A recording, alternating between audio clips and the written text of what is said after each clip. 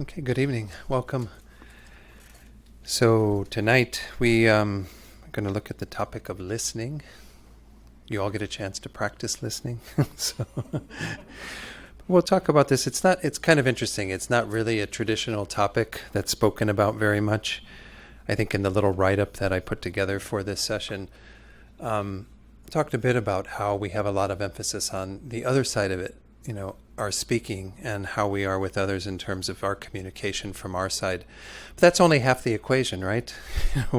We're also listening to others, and so how to bring some of the skills around listening into our lives, in particular to stay in line with the teachings that we have here, to help us to make sure that we're listening with compassion, with care, concern for others. So these are the topics we'll be exploring a bit tonight. So as usual, I like to start with just a short meditation, give ourselves a chance to kind of come into this space. We've all had probably busy days and a full week, so we have some things that maybe we can let go of in meditation, try to be here more present. This is even something we'll talk about tonight that obviously has a bearing on our ability to listen well. So we get a chance to practice meditation as part of this evening. So just find a good meditation posture. Again, with our posture, we don't want anything that's too rigid or tight, but nonetheless, we do want kind of an uprightness to the body. So it's important to pay attention to the spine and make sure that we do have kind of the spine fairly straight, the head on top of the spine. And then, again, adjust the other elements of posture as you need to. But the most important thing after getting into a nice meditation posture is to bring a tone of relaxation to the body. So tonight, let's do this by just feeling a wave of relaxation that we can visualize starting from the crown of our heads. So feel this relaxation go gently through every part of the body, starting at the top. So we can feel it going through the forehead. Sometimes we hold a lot of tension in that area. And then it descends down and releases any tension around the eyes. And then into the cheekbones, the mouth, the jaw, that area where we do sometimes hold tension as well. And down into the neck and into the shoulders. We know this is a place where we do hold a lot of stress in our lives. And continue to feel this wave of relaxation descending down through the torso, so it goes through the arms as well as the chest. Might pay attention in particular to that kind of heart chakra area in the center of the chest. Sometimes we hold tension there even. Continuing, descending down into the abdomen, into the lower back, into the hips.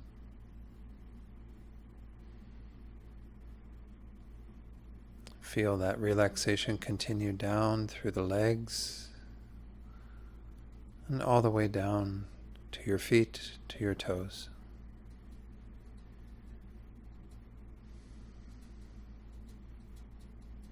So now we're going to do just a few minutes of focused meditation on the breath. And as I have mentioned previously, if you have a technique that you use to work with the breath, then by all means do that because it's something you're familiar with. If not, I'll suggest working with this point at the tip of the nose, where you feel the sensation of the air coming in as you inhale and then going back out with the exhalation. So just tune into that point towards the tip of the nose, where that sensation occurs with your breathing in and out, and make that your meditation object. And the basic instruction is simply to stay present with it through this cycle of breathing. But no doubt the mind will wander.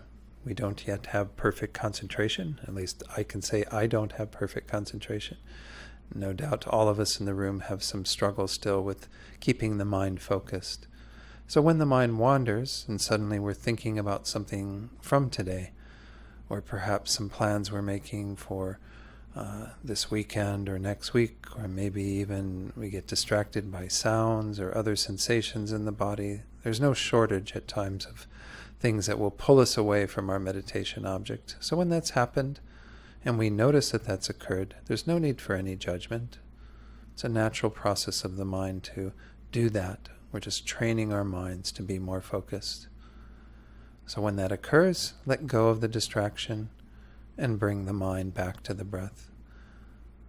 So we'll do this in silence for just a few minutes to calm the mind, and then I'll lead you in a short reflection on this topic of listening so we can begin to explore this together. And then, as usual, we'll also set our motivation for being here tonight. So I'll ring the bowl to begin the meditation.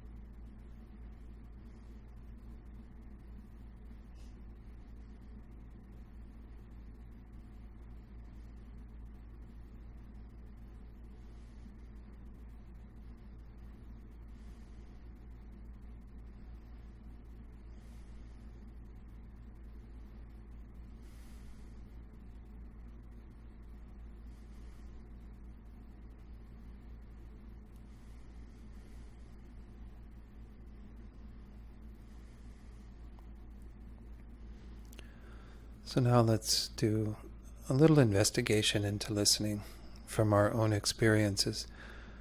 Even though tonight we're going to mostly focus on our own listening, our own abilities, for this initial investigation, we're going to think back about our interactions with others and when we've experienced listening from them either to be deficient or to be very fulfilling. So let's start with that.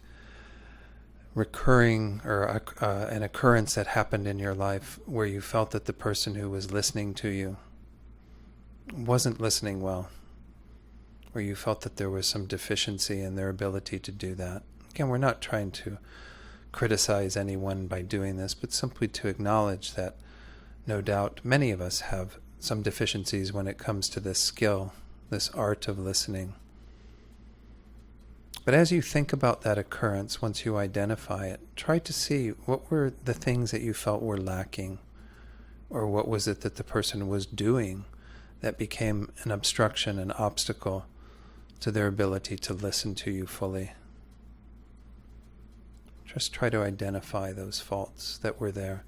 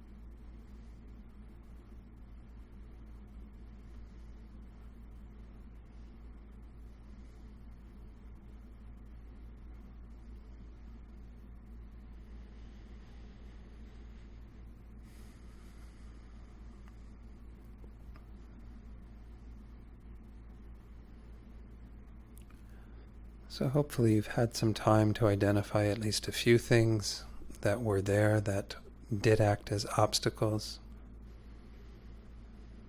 And just mentally take note of those in case you do want to share them later when there's an opportunity to do so.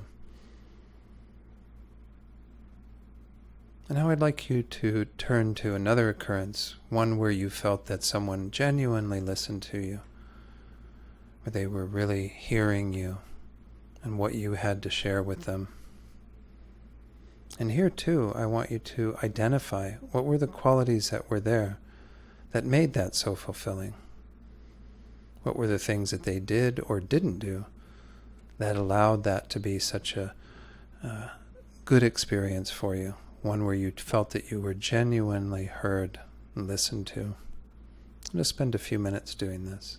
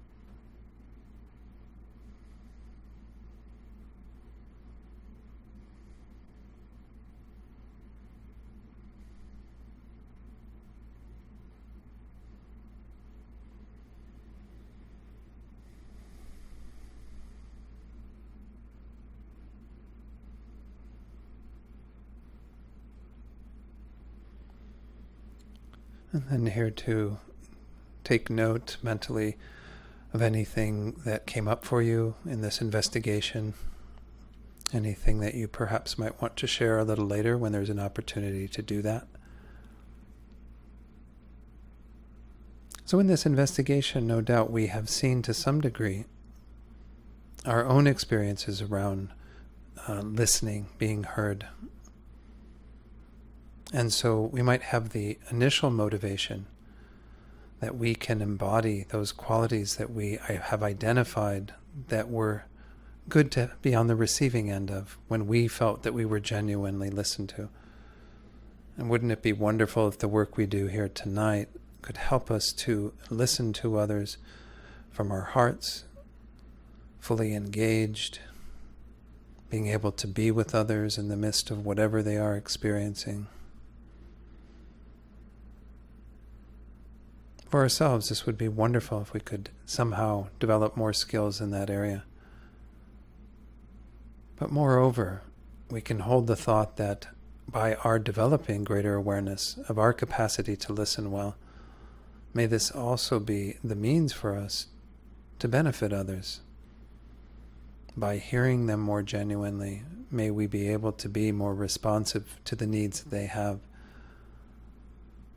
to continue to connect with them in the most genuine way, to help them to know peace and happiness,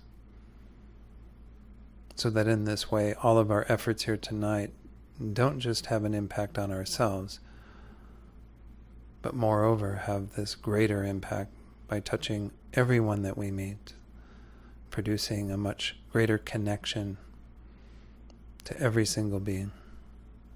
And just hold that thought, whatever words work for you, to extend this motivation beyond yourself, to think that you're here also for the benefit of others.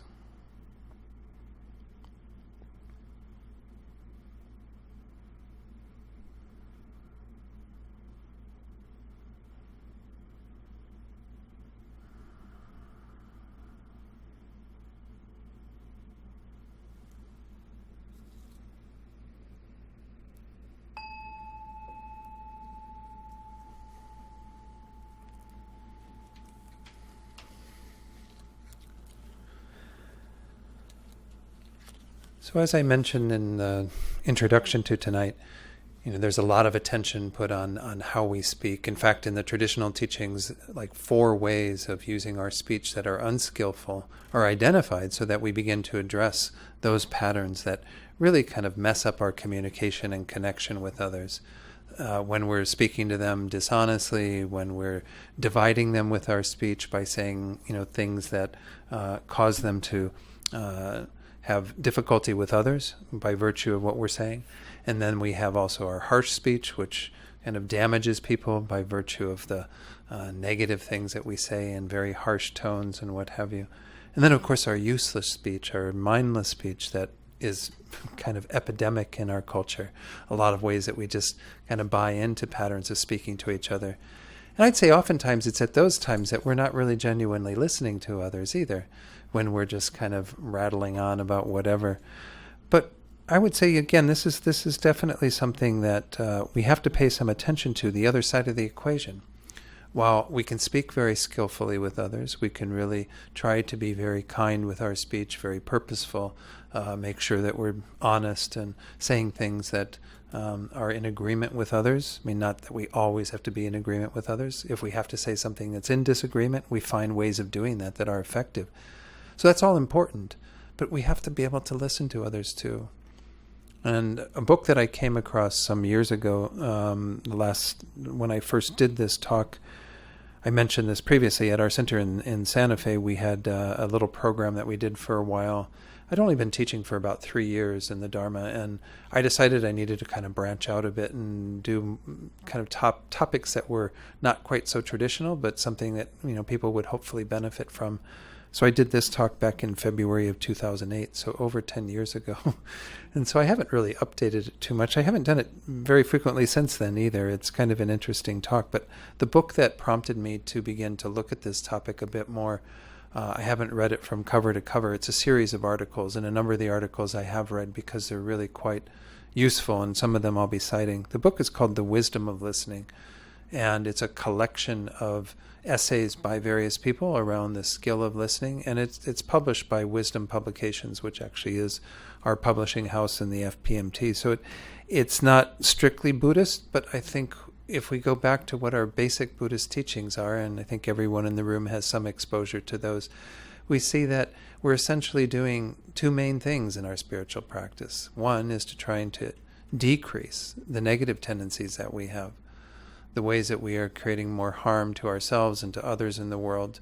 And our being kind of not fully engaged with others frequently is a way that others are harmed. I don't know what experiences people had when you did your little reflection tonight, when you thought about when you were on the receiving end of bad listening, when somebody really wasn't hearing you genuinely. We can see that that's a painful experience to have occur, to feel like you're not really being heard. And we know that from our own side, so this is something we shouldn't want to inflict on others. We should want to be as engaged as we can with others when we're trying to connect with them in conversation and so on.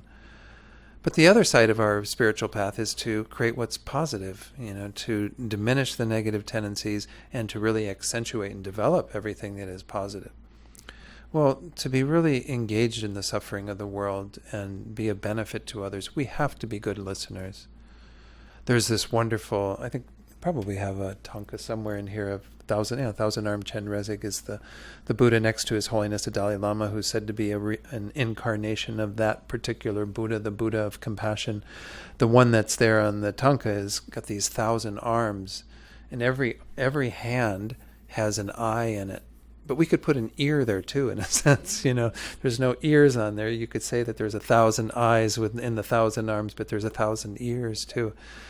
Avalokitesvara is the Sanskrit for this Buddha, and it essentially means, that the one who gazes on the world continually, like kind of this idea that you have this being who is constantly attentive to the suffering of the world. Even, again, hearing the cries of suffering of the world, seeing what is going on in the lives of beings, and wanting through those 1,000 arms to be able to reach out and help beings. Not just being a casual observer and saying, oh, I see your suffering. Sorry about that. But doing what you can to reach out to others. And this, of course, is the Mahayana path that we're all practicing here at this center, is the idea that we eventually want to become very capable at doing this. Well, our capability doesn't come just like that. It comes by practicing being in that space of hearing the suffering of others, diminishing the sense of self-importance and self-centeredness that gets in the way of helping at that time, and increasing our desire to be a benefit to others. We call it the mind of cherishing others, seeing that actually, as His Holiness the Dalai Lama says, this is how we're wisely selfish, that actually our needs are met most deeply when we are attending to the needs of others. Takes a while for us to get to accepting that fully, but the reality is that through the actions we engage in, and I talked in one of the other talks here about karma, this was the talk on merit, through this principle of karma, by being focused on the welfare of others, this is how we create all of our positive karma. This is how we create all the positive results in our life. When we attend to others with a concern for their situation, trying to alleviate their suffering, trying to help them. So, with that kind of as the platform for why we're looking at this topic of listening, we see that it's an important part of our practice. If we can't genuinely be with others and hear what their needs are and hear what's going on for them, of course, again, we do have to apply some wisdom to it. It's not that we can immediately just get whatever anybody wants. They may want some things that are not so good for them, that are harmful for them, or that won't be useful for them to receive. So it's not that we just become like a wish fulfilling for them in that way, that we just do whatever is needed without thinking about it. We're always applying these two kind of complementary ideas of wisdom and compassion, hearing the suffering of the world and then knowing how appropriately to respond. Well, once more, how can we possibly do that if we aren't really listening to what beings are saying, if we're not really hearing them in their suffering? So I'm going to be focusing on a lot of that, where we are genuinely with others and listening because we are attending to their needs and trying to be with them in that space. Obviously, a lot of our listening to others maybe doesn't get to that level. We might have those rare individuals in our life that come to us and want to share what's going on at that level, want to seek some solace from us in the midst of their suffering. But But nonetheless, those are important times that we make sure we have good listening skills. And the good listening skills will help even in the day-to-day interactions with others. Even when you're just listening to somebody at work say something, and whether it's a big dilemma for them or it's just them sharing something about their life, there will be a greater sense of connection when we are able to listen to others more genuinely. So I think there's some validation for looking at this as a topic, for really understanding that there's some importance to attend to our practice of listening. And Mark Brady, he's the one who's the editor for that book, The Wisdom of Listening. Mark Brady essentially says in the introduction, listening is a practice, and a practice that takes practice. And being skillful does not require being perfect. And I think this is important to remind ourselves of as well. In this tradition, we look to this goal of Buddhahood and think, oh, when I get to that state, then I'll have all this sort of perfect way of being. Well, that may be so. But until we're there, we're not going to be perfect in our ability to listen to others. And sometimes we're going to miss the boat. Sometimes we're going to be with somebody and they're trying to tell us something and come from their place of hurt and pain. And we may not be attentive to that in the way we would ideally like to be. That's okay. It's a practice. We're just trying to practice opening our hearts more and more, hearing others more genuinely. So I've touched on this a little bit, but I can ask the question of all of you, why do you think, I've touched on it a bit, but from your own experience, why do you think we need better listening skills? Anything that I haven't said that in terms of this initial, as it relates to us opening up to others? Anyone have any ideas on that? I've got a couple of things on my list, but I thought I'd open it up to see if there's any sharing from your side. Yeah, Rosemary. Well, it kind of gets you out of yourself. Exactly. Good. So less self-cherishing. Yeah. Kind of allows you to push yourself out of the way to some degree. When we are genuinely with others, we shouldn't have that capital I in the equation. We might say things from that perspective occasionally, but we are really focused on other. That's a good one. Yes, thanks, Rosemary. Why else do we need better listening skills? Yeah, Jill. Thank you for the topic. It's very important right now. Is it? Okay. And I'm thinking about all the not listening that's going on in the world right now. Sure. And it strikes me that one of the things that listening offers is it validates the other's humanity. Very good. If you're really listening, which is a hard thing to do, it's a very egoless process, I think, but it does something, I think, to make people, the person you're engaging with, feel more real. Good. Anything else on that? That was wonderful. Thank you for sharing that. I think this is kind of the validation that others receive by virtue of our hearing them more genuinely is priceless. And as you said, we are in a world where there's not a lot of listening going on. There's a lot of talking, a lot of speaking, but are people really hearing each other? I mentioned this the other night, I think, here. I know I've mentioned it up in San Francisco when I was there last week. It's hard for me to keep track of what I say where these days when I'm out on the road. Even when I'm in Santa Fe, it seems like it's hard to keep track of what I say. But, when we had the election in 2016, one of the things that occurred shortly after that, I am part of an interfaith group in Santa Fe, and we would meet our monthly meeting. We would always have an hour ahead of time when people would get together and just have discussion. And we frequently focus on particular books, but at that specific time, we were just processing after the election and trying to be with each other in that. And I think all of us felt compelled that we needed to listen more to what was going on in this country from our side, to make sure that voices that rose up to nominate and elect this man who's in the presidency now, that there would be and something we could gain from that in terms of our ability to hear the voices that elected that man. So I think that we have to be attentive to others, because otherwise they find different ways of expressing that, because they're not being validated. Their voice isn't being given any credence. And so, one of the things that I did was explore a bit. I haven't read the full book, but a book by Arlie, I think Hochschild is her name. She wrote a book called Strangers in Their Own Land, where she spent 5 years down in Lake Charles County, Louisiana, essentially observing and listening to what was going on in the families that were down there. And if you don't know that part of the country, essentially there was a huge petroleum and gas industry or something that came in, and of course it hired everybody as employees, but then they got all the resources out and they left behind horrible pollution, unemployment. The people there are essentially white working class folks that feel that they've been totally neglected, that their situation hasn't been addressed. Nobody's, as some people would say, there's a tendency to put people to the front of the line. This were even the words that came out of these people's mouth. Well, the Syrian refugees come in and everyone wants to put them to the front of the line. And then these people come in and they put them to the front of the line. But nobody's telling this group to go to the front of the line.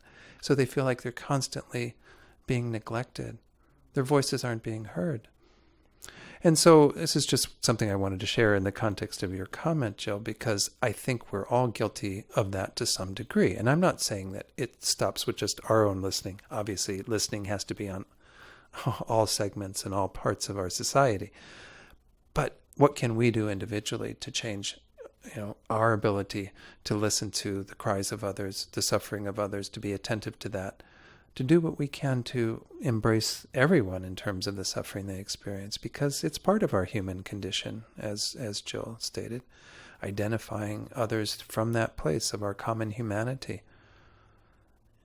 So, and it gives, again, more credence to why we need to do this. Our world is actually changing on the basis of us not listening well, So this is a skill that we can develop. Anyone else, any other benefits you see from becoming better listeners, putting more attention into that skill? Let me look at my list. I have a few other things here.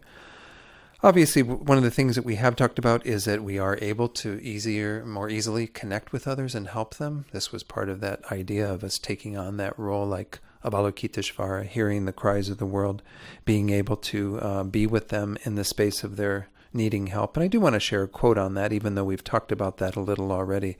This is from a book called How Can I Help by Ram Dass and Paul Gorman. Wrote many, many years ago about a life of service. And it's really kind of a nice book because it's put together from different articles and pieces of, stories and things like that. But this is where they're actually talking about the whole idea of our ability to help others through our listening. And they say, the more deeply we listen, the more we attune ourselves to the roots of suffering and the means to help alleviate it. It is through listening that wisdom, skill, and opportunity find form in an act that truly helps. But more than all these, the very act of listening can dissolve distance between us and others as well. So this is speaking to kind of what Jill said and what I've said already, is this idea that it's a very powerful way to connect with others. And that's something that we need in this world too, right? If we're ever going to make more constructive changes in our world, we have to do it from a place of connection and not a place of division. So if we can create a foundation for that through our listening, how wonderful. So the next one was very much in line with what Jill said. It's a way of validating and nurturing others. We all feel better when we ourselves have heard others more genuinely and when others have been heard. We know that from our own experience, as I said, when we investigated this in our meditation. I think we each individually, when we are hearing others more genuinely, do feel a sense of personal satisfaction as well, feeling like this is a more genuine way for ourselves to be in the world. That there's some integrity we have as individuals when this is the case. And frequently, if we have situations where we haven't heard others well, we don't have such a joyful experience afterwards, where we kind of feel, oh my gosh, I really kind of messed it up. I didn't really do what was necessary. But if we are truly listening to them, we can feel some sense of personal satisfaction, that we are doing what we need to do to work on ourselves. In Buddhist terms, there's also the benefit of what we would call the karma of listening. This is what's interesting, and I was speaking about karma earlier, and it's not to say that this is the only result of a particular act that we're engaging in, but frequently there's a result, And this is something I talked about the other night. There's a result that is similar to the cause in terms of our karma. So if we want to be heard and want others to listen to us, we have to engage in acts of more, proactive listening, really being with others. Because this is the whole principle of karma, that the actions we engage in have their results, one of them being that we then experience that. So if we want to be loved and cared for and concerned, have concern for us, we have to show that to others. It doesn't just come about from nowhere. It's not a flip of the coin, well, one day you get this and one day you get that. No, we get exactly what we have put the energy out to experience. So if we have caused others to feel not heard and not listened to, then that's what we're going to be on the receiving end of. Again, I don't want to make it too self-centered and say, it's all about me wanting to get what I want. But this is an understanding we have in Buddhism, is that the way that we are with others is going to be experienced back on ourselves. Maybe not in the moment, maybe not in the next day, but eventually these are how we create patterns that ripen into results. All of our karmic tendencies came through our repeated behavior, our habitual engagement in not listening, for example, not really hearing others genuinely, dismissing what they have to say, these sorts of tendencies. So there is a karma of listening. It becomes the main way to change that result. So one of the things we might, say, if we're in a situation where we feel like we aren't being heard, others aren't listening to us, well, then maybe we have to be really attentive to how we listen to them. Maybe we have to make that the focus. This is the karmic lesson that always comes in regard to anything that we're trying to explore. If you feel that other people are bad-mouthing you, well, watch how you bad-mouth others. If you feel that other people are lying to you, watch how you are dealing with truth. And are you upholding that, or are you actually being dishonest? So we see that these karmic patterns play out, and we will experience exactly what we've created the karma for. So if that's what we've created the karma for, that's what's in our life, that's what we need to kind of be attentive to and learn from. So again, this is another thing that we can take away as a benefit of being attentive to our listening. And I think that listening, we can say, is also really complementary to and an aid to our other practices in Buddhism, such as mindfulness, our ability to maintain awareness, to develop focus and attention. It's a really good exercise to see how good we are at developing those skills, to be with those skills. If we don't have such good concentration, then it's sometimes really hard to listen to others genuinely, because this is kind of where it starts. We're going to talk about that later tonight, kind of what are the steps to having good, engaged listening with another. The very first step is to pay attention, as we'll see. Well, if we don't have a good practice of attending to an object, such as what we did tonight in attending to the breath, any of these meditative practices where we develop that kind of presence, and awareness, these are really helpful in listening. And listening can complement those and help our practice of mindfulness and awareness. So it's really a complementary practice to a lot of our traditional things that we engage in Buddhism. So this is another benefit, is that we can develop that skill even deeper when we're with others. Now, obviously, we need that skill of mindfulness and presence and awareness in almost everything we do. This is, once more, what the Buddhist path is all about. Given what I said earlier, that we're trying to diminish what is negative to increase what is positive, well, that means that that's our job. That's your 24/7 job. Well, if we are not mindful and completely forget about it, we don't have the attentiveness that's looking at what I'm doing and trying to diminish those minds that keep rearing their ugly head, that keep moving me in a negative direction, and supplant them with more positive thoughts. If I don't have that mindfulness, I'm not going to get very far in my practice. So every moment of our day that we practice mindfulness can be a boon to that, and kind of, again, work in tandem. The work we do on the cushion to develop mindfulness influences how well we are at listening, speaking, and so on. And how good we do there helps complement how focused our mind is when we're on the cushion. So this is, needless to say, an important benefit that we gain from all of our practice, but particularly from listening. Because listening is one that we frequently are doing in silence, right? A good part of listening is not talking, keeping our mouths shut. And so that's what we're doing on the cushion too, right? So it's a little different than even when we're being mindful when we're speaking, because it's a practice of being somewhat silent within, quiet within, and being attentive to what's going on. So we'll talk about this when we get into the actual practice of more skillful listening. But did any other benefits come to mind as people thought about this with me going blah, blah, blah? Well, no doubt, again, there are many others out there. These are some things I picked up through the reading in that book, as well as just things that, from my own understanding of the Buddhist path, that I think are important to be aware of. There are a lot of benefits to engaging in more skillful listening. I would say one of the core ones is that idea that we can genuinely feel connected to others. I'm wondering if anyone wanted to share anything from the investigation that you did as part of the opening meditation. You don't have to go in the whole scenario. You don't have to talk about what the person was saying or any of that. But what were the things that? Let's start with the good things. What were the things that you found that were really? Well, no. Let's start with that one. What were the things that you could identify that were a component of receiving really good listening from somebody, where somebody was genuinely hearing you? Anybody want to share any of that?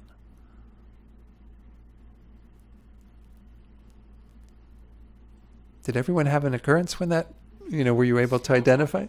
I mean, hopefully, I don't want to make any assumptions about, our lives. As we were talking about, we're in a day and age where there's not a lot of real good listening going on, perhaps. But does anyone want to talk about that? What's your name? Faiza. Faiza. Good to meet you. Yes, everywhere. So I guess, I think the first component is for the person to be able to put themselves in their shoes. So, right. And that comes with paying attention and sympathizing first. And then I think the most important part is for the person to be able to comment related to the case, meaning to not be ignorant of the phenomenon that I'm talking about, whether it's jealousy or anger or whatever that I'm talking about. I think the most important component is for the other person to have the knowledge also. It's because just listening wouldn't help me. In fact, I wouldn't talk to a person whom I know that he or she is not aware of the nature of his or her mind and others' minds and the phenomenons and the nature of jealousy, for example, or afflictions. Correct. So I think the first one is for the person to pay attention and listen and be able to put themselves in my shoes. And then the second is for the person to be, by routine, practicing this kind of stuff, to be able to contemplate and comment related to the matter. Great. Wonderful. What you said, Faiza, I think is really important, these two things. We might even call the first one some empathic listening, having that empathy that can be with another and really, as you said, be in their shoes, know what's going on for them. This is really an important component of good listening, active listening. And then the second one, to at least have some working knowledge of one's own mind, and so that there's some identification that can, because if one person's talking up here but the other person's down here in terms of their listening, then they're not going to really be meeting. You have to have some understanding behind it too. I think that's what you were saying. It's the same thing. So compassion and wisdom both. Yeah, exactly. It's interesting how oftentimes we revolve around these two concepts. But yeah, that empathic ability that, again, some people don't have naturally. I think it is something that once more we can develop. And we're going to go into that a bit, of being able to keep our hearts open in the midst of what someone is saying to us and being with them from that heart space. But then also to have kind of the knowledge and wisdom that can come from a place of understanding. And yeah, we'll talk more about that too. Because it's not that we, again, are necessarily going to understand everything about it and be able to fix others in terms of what we're hearing from them. But we at least have to be able to meet them at the level of getting what they're saying, understanding what they're saying, some level of wisdom. Those are great. Thanks, Faiza. Yeah. Anyone else? Judy? Yeah. Actually, so I found it kind of interesting, and I don't remember this as much earlier on, but it seems like a lot of times now, like with a lot of my friends, they finish, so you're telling a story, but then they kind of interrupt, and then they kind of finish the story for you, or they put, or they make assumptions, and so I found like the most useful conversations are when people actually let you finish, just speaking your story, which I don't remember happening as much when I was younger. I don't know if it's just the times we're in where everybody's in such a hurry and they don't have a lot of time to listen to your long story. Yeah.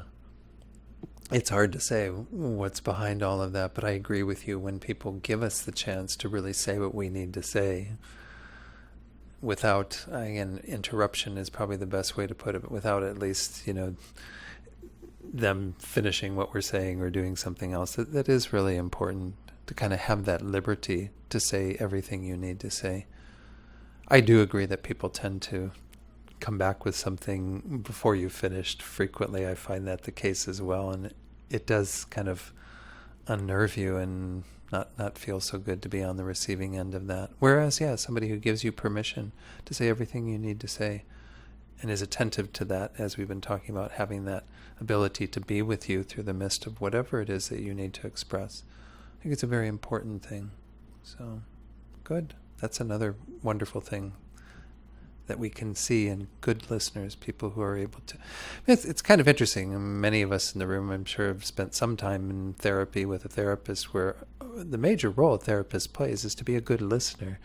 Frequently, if you ask somebody, are they a good therapist? And they'll say, oh yeah, they listen really well. I mean, that's maybe some of the gauge of what makes a good therapist in our world, is somebody who can hear you and really give you the permission to say what you need to say.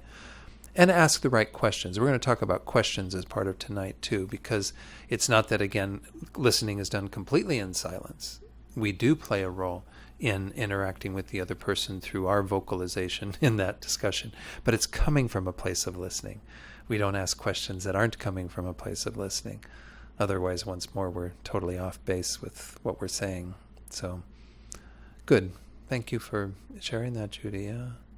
Anyone else? Anything from your experience of being heard well? Yeah, Rosemary. I was thinking more just of the kind of first layer of physical presence. So like if somebody's just sitting with you, not doing something else, and making eye contact, and being at an appropriate distance, those kinds of things. But also what Judy was saying, I went to see the movie about Mr. Rogers, and I was never particularly fond of him, but what struck me about this movie was he was a really, really good listener, and I think part of it was that he was very comfortable with silence. And so he didn't just listen, and he certainly didn't interrupt anybody, but even when he could be talking, he was silent a lot of the time. I was pretty impressed with that. I'll have to see that film. I can't say I was a big fan of Mr. Rogers either. I just know him from little bits and pieces that I've seen, but there is something to be said for that, and that is something we'll touch on tonight. This is part of good listening as well, is to appreciate silence. We do have a tendency in our culture, again, to just fill the space with lots of talking and feeling like when somebody says their piece, then we got permission to rattle on in whatever way we need to. But silence is so much more powerful sometimes, and is another, going back to this idea of the benefit that it validates the other person. It can, if it's done in a genuine way, really validate that what someone has shared with you, particularly if it's coming from a place of some pain and difficulty, that you've really heard them. Because you're not going off and starting the race again with what you have to say, you're allowing yourself to be with them in that space. So thanks for sharing that. And the body, the kind of physical thing is another component of it that we have to address somewhere in here as well. That's definitely one of the skills that we need to have, is know how to be with others physically. I'm not going to go into all the dynamics of that, but understanding that we say a lot with our bodies, And if we are busy doing something, And even I think we think sometimes we can get away with it if we're on the phone or something, if talking to somebody on the phone, well then I can be on the computer and doing all these other things and reorganizing all this stuff. But we know that the quality of the conversation on the phone is going to be lacking if we're busy doing other things as well. So I think we have to be careful with some of these things and understand that even when there isn't the actual two bodies near each other communicating in that way, our physical presence does have a big bearing on how well we can listen. So it's a good thing to notice as well that we felt heard more when somebody is with us in that more genuine way with their physical presence. So good. These are all great. You guys are doing the class for me. That's what I like to do. I mentioned this last night. I mean, it really is a value for all of you to share your own experiences, because it's a powerful way to learn, to kind of look at your own lives and see the things that you've experienced from others, in this case, what we're looking at, but also the ways that you yourself do these or don't do these. And it's not to, we're not into beating ourselves up. We're just trying to learn from this process. Anyone else? Yeah, Joe. I'm thinking of my experience that I called up, and the thing that I got out of it, being listened to, was how enormously respected I felt. That my being mattered. Right. It demonstrated for me, when someone was present and listening to me, it was like they were demonstrating for me how to respect someone. Wonderful. Yeah, it was a very unique experience to feel that. It was really good. Mm. Yeah. Thanks for sharing that. I have one person in my life who I see regularly when I come to the Bay Area, who lives up in San Francisco, and she has that effect on me as well. And it's a very nice thing to experience, to feel like someone is really respecting you and what you have to offer. And it's like, I don't know, you're almost seen as like a gift to them, which is, again, I'm not trying to boost ego by doing that. It's nice to be on the receiving end of that, But once more, I think it is as with all these practices, it has to come from some genuine place. And this is what I feel with my friend, perhaps what you feel with yours, Jill, that, that respect that we feel from somebody is coming because they genuinely have it. They're not just putting on the airs of it. They are coming from that place. So, but this is something we cultivate over time. And I'm a big believer in fake it till you make it. This is not how we can't just do nothing and then expect that we're going to flip a switch and we're going to be perfectly there and everything going right. We have to keep, saying, okay, I'm going to try this on. I'm going to try being more in touch with that. And one of the things that I'll be touching on as part of this is the need for our listening. As I said, it does help our practice, but also to be supported by our practice. So that even at times when we are going into a situation where we do want to cultivate that sense of respect and connection, to have the physical presence, to be able to be with another in silence, that maybe we precede it with practice if possible. So that, you're not just walking in cold, you've been like going through your crazy day, and then you sit down with somebody and then you've got to change everything into some sort of mindful presence with somebody, and you didn't have an opportunity to do that. It's important that we structure our time, especially again when we know we're going to be in a situation where someone's going to bare their heart to us or tell something to us that they want to be really heard, that we do what we can to prepare ourselves for that. And no doubt others have done that or have cultivated that in time by virtue of their continued practice of being respectful, of being with others in silence. So this is an important part of it too, once more to relate it back to our Buddhist practice. These are all great. Thank you all. Anything else on the positive side where you've really felt like someone heard you? So let's go to the other side. Let's go ahead and look at this, as painful as it is, about the times that you recollected where you felt like you weren't being heard. And some of them we've heard kind of the opposites of, for example, what Judy shared. So we know that if somebody's interrupting us or as we said, if somebody's distracted, like what Rosemary was sharing, we know that those are places where we don't feel so good, right? We don't feel like it was very validating at all. Instead, anything but. But what other things were going on when you felt like you weren't really being heard? What sorts of things were manifesting? Anyone? And it's not a quiz. If nothing's coming up for you around that, that's perfectly fine. This is just an exploration. Yes, Rosemary. Yeah. What came up for me were a couple of people I know I've had interactions with where it almost seems like they were trying to pick out one thing from what you were saying so they could talk about themselves. Waiting for that cue. Yeah, that's an interesting one. In Buddhist terms, we do talk frequently, and I alluded to it a bit earlier, this idea of the self-centered or self-cherishing mind, the mind that is very much about me, myself, and I, and what I need, and thinking that it's more important than what others need. This is the kind of second part of it. It's not just what I need, but then thinking, and that's more important than what others need.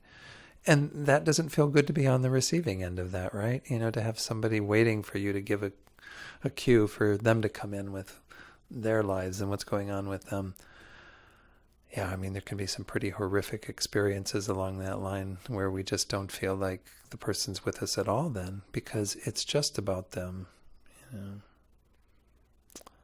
Again, I'm not making it into a value judgment. It's just, this is how we feel. And I think there's some validity to that from our side. Anyone else, anything else that you've experienced? Thanks, Rosemary.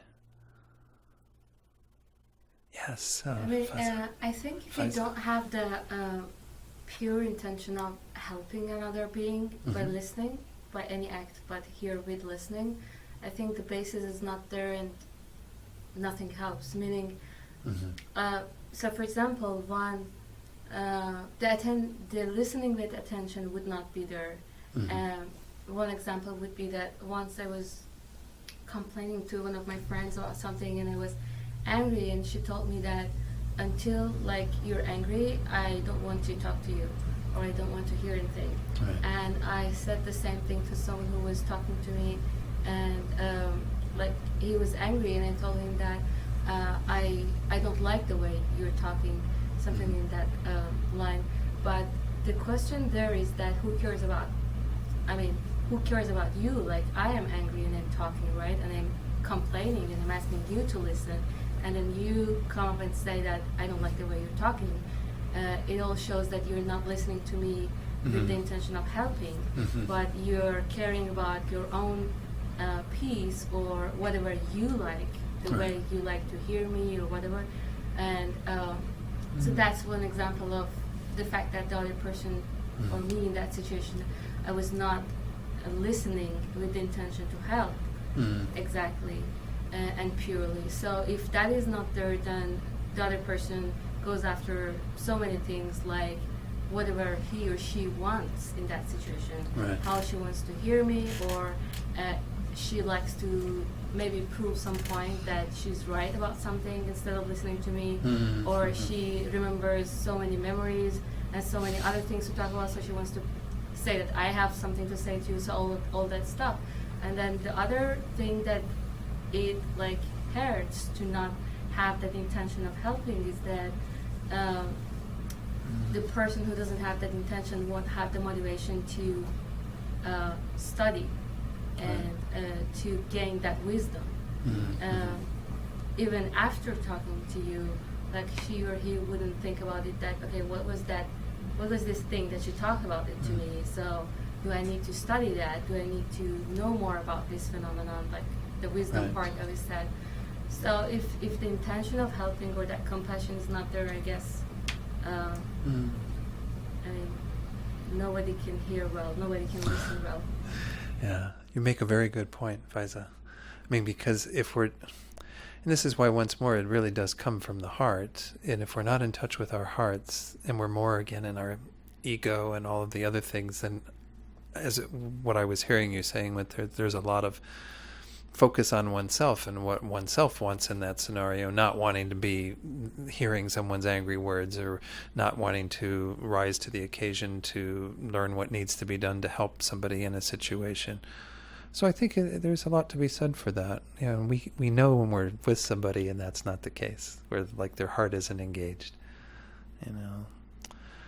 Yeah, I mean, another component of that I think is related is when people aren't willing to kind of meet us in terms of our own feelings. So if you're coming to somebody with some anger, sometimes it's very hard for people to be with someone who is angry and say, okay, I'm accepting you with your feelings, not just what you have to say, the content, but even the emotional component of it.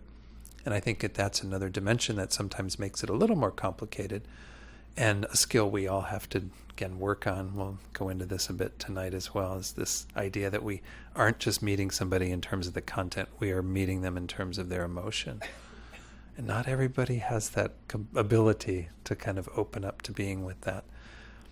I mean, anger is one thing. I mean, we've all had experiences as well of being with others who are grieving, who are dealing with loss in their lives. This is a very powerful emotion, and it's hard to be with someone and listen to them express their grief, because it takes us to the same place, and the anger can take us to the same place too, where we get angry with someone, so we have to be able to hear the emotion, validate the emotion, but not get drowned in the emotion or lost in the emotion. Try to be supportive in the space of that person experiencing that emotion. So these are very good points you brought up. Yeah, very relevant to good listening. And the one thing I'll have to say, I'm going to go and spend the rest of the time really looking at this idea of the things that we need to address by more proactive listening, engaged listening, and then also how we go about doing that. But it's not a quick fix. This is stuff we have to practice. To go back to what Mark Brady said, it is a practice. And we get better at it when we practice it. So every opportunity we get to be with somebody, it's important to take advantage of that, to test the water and see, how am I doing? And it's certainly fine to get feedback from people, but you'll probably know whether it's a satisfying experience for the other person by how the conversation's going. I'm sure therapists can say that right away, whether they know whether they're being a good therapist or not immediately from the feedback they're getting from the person who's talking to them. So it's important to be kind of cued into that and to know what's going on, to be able to assess the situation then. Anyone else, anything that you found? Thanks for sharing that, Faiza. Again, I'll go into a little bit more detail, but I just wanted to check in one more time to see if there was anything from your experience that you saw in another's lack of listening or hearing that you could identify that made it a difficult experience, unsatisfying. Yeah, Joan. I do. The experience that came up for me was a very mundane one, but it's incredibly common, and I haven't been able to work through how to turn it around. But I had the experience of, just asking a simple question of someone who happened to be working on their cell phone. Mm-hmm. It wasn't in a business setting. It was in and as I asked the question, which required information and engagement, this person just kept dealing with their phone, and I finally asked, what are you doing on your phone? And the answer was playing a game. And of course that left me with, how do I get in? I had a sense in that experience of feeling like, oddly, alienated. I felt alienated.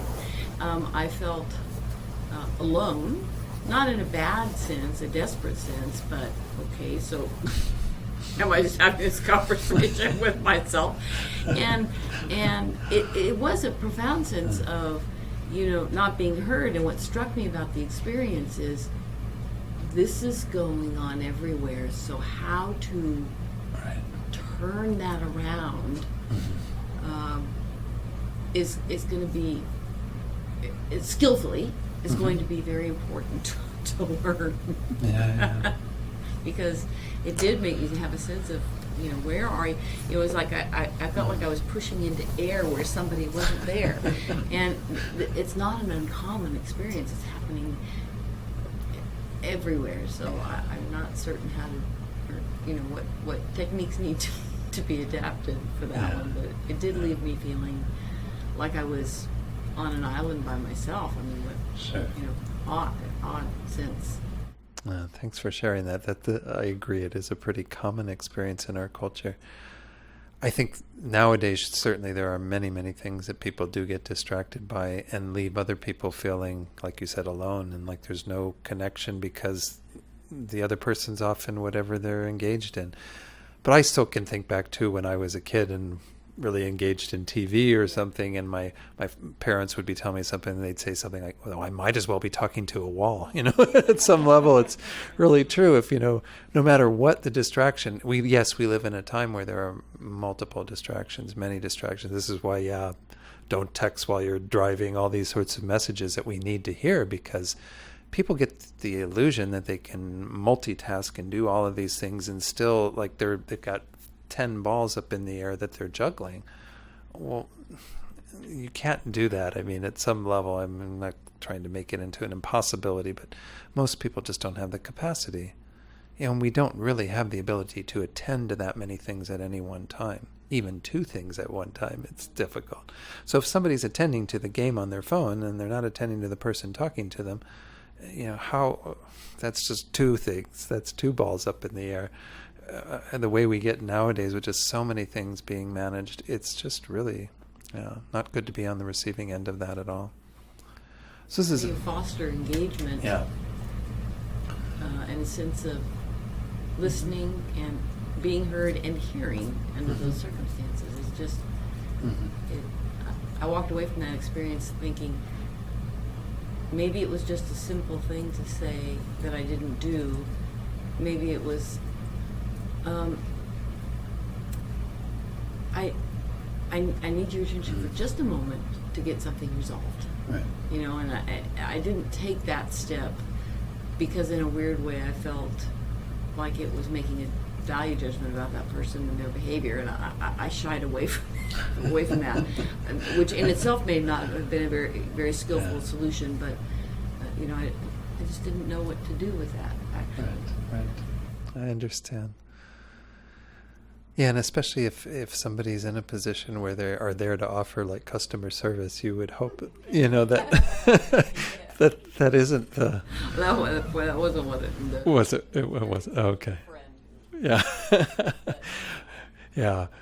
But if we go into a place where and that happens there too, where it's somebody's job to attend to others, but they're busy in distractions.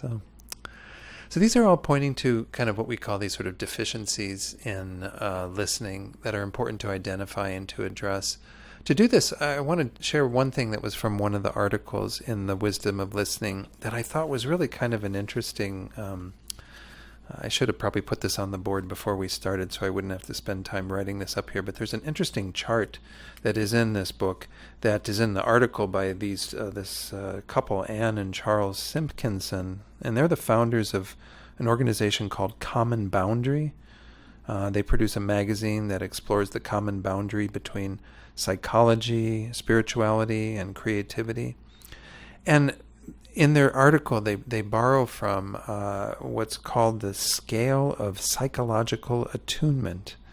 And the premise for this is kind of interesting. I'll read it and then we'll start going through each of these. But they say one way to feed one another is through a form of Stern's attunement. This guy Stern, who came up with this scale of psychological attunement. They say, for the sake of discussion, let's say that the nutritional richness of attunement, being attuned with others and feeling that attunement with others, can be measured in units, your minimum daily psychological nutrition requirements. Though the precise number of these units has not yet been researched or established, we recommend at least one daily exchange containing 6 units of nutritional attention or more. The following scale provides you with a way of estimating the value of the attention you are receiving and giving. Remember, a person needs to be empathically mirrored in order to maintain a strong and healthy sense of worth. This is what we've been talking about, right? Is that we are validated by others, have a good sense of self-worth when we are on the receiving end of that, and the other person gets that when we are on the giving end of that. So it's important for both sides of it to be happening.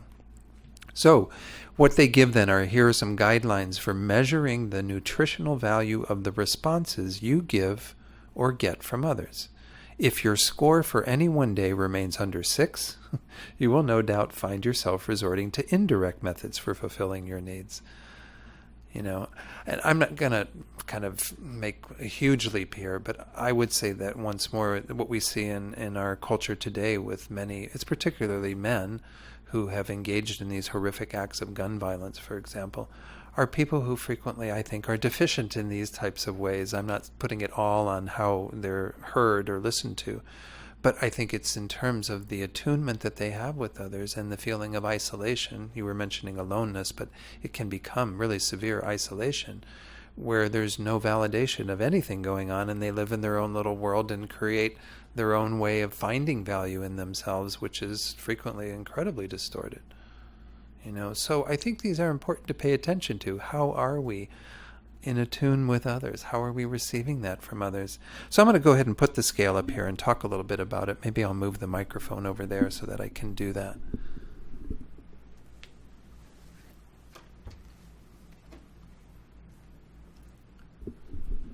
So the very first one that we start with is called Beyond Unresponsive, and you take away a point for that.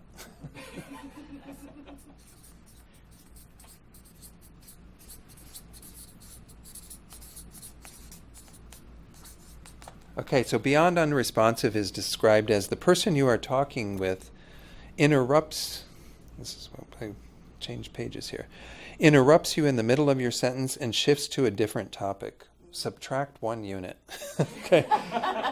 So if this is what your life is like, you're in the hole every day, where you're talking to people, but they're just totally out of touch with you. They're just totally into, whatever they want to say. It's like you're not even there, right? Okay. The next one, you don't really get any points for this. This is 0. This is unresponsive. So in these types of interchanges, the person obviously isn't listening, only waiting for you to stop talking. When you finish, the person shifts to an entirely different topic. It's kind of like they at least gave you the courtesy of waiting for you to finish. But they're really not responsive beyond that. They're just there and not providing you with any of this kind of attunement. Because as soon as they're done, it's like, oh, you're done now? Okay, now I can talk about what I want to talk about. So they didn't interrupt you. Give them credit for that. Of course, and I'm doing this tonight, again, just as we did the meditation, kind of from the perspective of when we see it in others. But as many of my teachers have pointed out, there's value in seeing things in others, but only as a mirror to see them in ourselves. So tonight's teaching is mostly about ourselves, not trying to fix everybody else's listening skills. But if we see these in others, then we know what it's like to be receiving that. And we can say, oh, am I doing that? And to what extent do I do that? Or am I in, a different one of these? Hopefully I'm giving other people 5s or 6s or 7s or 8s or something. So the next one where you get 1 point for is if the person's indirectly unresponsive.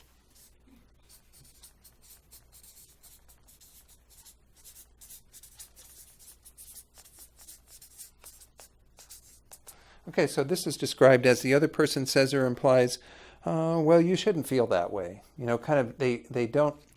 They are responding in a sense in a way that is dismissive. They're not really validating what you're saying. So again, they're not going on to something else. They did hear you. They did say, acknowledge what you said, but they're immediately dismissing it, immediately finding that there's not much room from their side to validate anything more of what you've said. So they call it indirectly unresponsive simply because you're really not directly hearing and responding to it in a way that would be of some use. It's like, okay, well, you shared that, but no, there's really no need for you to feel that way. Well, again, that doesn't feel so good to receive. I don't know if you really even should get 1 point for that. But nonetheless, that's how it's set out. Number 2 is called self-referential free association. Okay, we've talked about this. I really like this scale. It just seems to speak so much to what we experience, and hopefully, again, not what we give to others, but... What kind of a point do you get for that? This one actually gives you 2 points. It's hard to I believe. don't know why they have positive points. These two. Yeah, these are, I mean, it's kind of interesting, but they're deficient in terms of what was said earlier, again, is that you should be getting something like 6, So if you're only getting these, you do have people that are hearing you. I mean, they did pay attention while you were talking. But they're, in this case, saying, oh, well, what you said really doesn't matter. I mean, you shouldn't feel that way. With this one, the person says something like, oh, yeah, that reminds me of the time when I, so again, they did hear what you said because they know that they can refer to something in their own lives. And sometimes, and again, it's not really adequate to get that. Because if you're really coming from a place of feeling like what you said was important for you to share with that person and you're expecting some response to them, you're only getting them talking about themselves. So it doesn't really validate the whole situation for you. You feel good that they heard you and what they share maybe is in line with what you experienced. But it's sort of like, oh, well, guess what? We're all in the same boat together and it doesn't really matter then. Your suffering is no greater than mine. Your problem's no, worse than mine. You might even hear them say something like, well, you think you had it bad, listen to what happened to me, and makes no other reference to anything you've said. So this is also not feeling so good, right? When we're on the receiving end of that. When everybody tries to one-up our story, oh, well, that's nothing, let me tell you. Oh, okay. Again, these are, you're pointing out, Faiz, I mean, maybe we shouldn't give points to these people, to these interactions at all. But at least, again, the person is hearing it, or they couldn't go into some association. So we have to admit that there's something going on. Number 3, where you get 3 points for, is free association. Here it's not so self-referential. Here the person responds to your statement by going off on a tangent and making only an indirect reference to what you have said. So there's still kind of a diversion into something else, but it's a bit more of a free association. It's not directed in terms of something that came up in regard to their own experience, but rather, kind of indirectly relating to what the person's saying, but they're still off base. They're still not really connecting with you genuinely. Again, this one is hard for me to see as well, that there's some points that you could be given for that, especially 3, but... Number 4, you get 4 points for what is called impersonal and non-nurturing.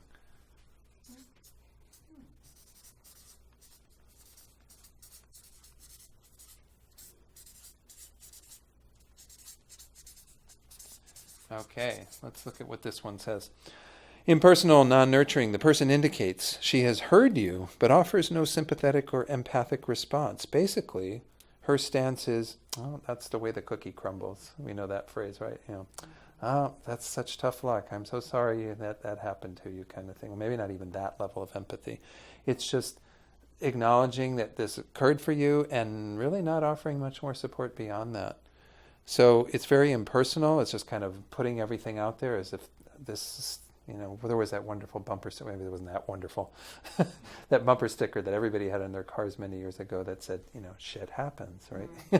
This is kind of that response. Well, sorry, shit happens. Sorry, that's just the way it is. So there's really no nurturing in this. This is just people getting kind of, again, some level of validation because the person has heard that they're suffering, but they're not getting anything more beyond that. There's no nurturing at all occurring here. There's kind of a Buddhist version of that, though, which is that's samsara. Yeah. Karma. Or that's your karma. Yeah. That's your karma. And I think we have to be careful with those phrases in our Buddhist tradition, that we don't kind of make it so nonchalant that people hear it that way, that they think, well, you're not giving me anything. You're not giving me any compassion, any nurturing. You're just saying, well, that's just the way it goes. It's samsara. Too bad. But I think that's more the lack of wisdom, right? Like the person like I wouldn't have anything else to say. I don't have the insight to offer anything, to offer it to you. Yeah. I mean, I think it can be, to your point, Faisal, I mean, it can be an acknowledgement that there is some understanding of all of it, but it's couched in such a way that it lacks kind of the heart quality, And so we may not have the wisdom to say more, but we can go back to the heart and say, oh, I'm so sorry that that's happening for you. How are you doing with it? How, what's going on? Be a little more empathic. Yeah, that's very done. It's samsara. This is a bit dismissive in its own way, just kind of saying, well, that's it. That's what you're dealing with. Good luck with that. Let me know how it works out. 5 is superficial. Okay, superficial. Although the person responds by saying, yeah, I know what you mean, she does not sound sincere or empathic. So it's a bit superficial. You get them to the point of acknowledging what's going on for you and feeling bad about it, but there's no feeling behind it. They're saying they're feeling bad about it. It's superficial in that way. So this one is maybe, again, a little bit better than the person, being impersonal and non-nurturing, but it's still lacking because we're not really getting the heart connection. We're not feeling a genuine connection with that person. Instead, we're getting their, oh yeah, I know what you mean, and there's no juice behind it, nothing that really makes us feel that much better. Number 6, where you get 6 points, believe it or not, is where it's adequate. This is why it's better to get even more, and there are 2 more after this. There's 9 levels in total, I guess. 10 levels in total. We have 7 and 8 yet to add to the list. Adequate. The person shows evidence that he heard what you said, but does not show interest or follow up your statement by encouraging you to expand upon it. So it's like you at least get the validation in the moment. They've kind of heard you. There's evidence that they really, did hear what you said, have some empathy there, but there's no interest or follow-up. It's like it stops there. So it's adequate because you do feel that you have been heard. You do feel that the person, it's not like talking to a wall. The person is there and registering something, but there's no follow-up. There's no conclusion to it all. You kind of bared your heart to this person and you're glad that they heard you, but you're kind of left holding the ball to some extent. What do I do with this now? Now that I've told you all of this, you need to go beyond that. So we see that in all of these, there's a lot of things going on, right? That can be influencing this. Some of the things that we talked about earlier can make someone unresponsive, beyond unresponsive. A lot of the self-centeredness that we have in our lives, our tendency to be focused on ourselves and what we need and not think that we can be genuinely there for the other person. Our distraction that we were speaking of, where there's lots of things that we can be engaged in that we think are more important than being with another who really wants us to hear them, really wants us to listen to them.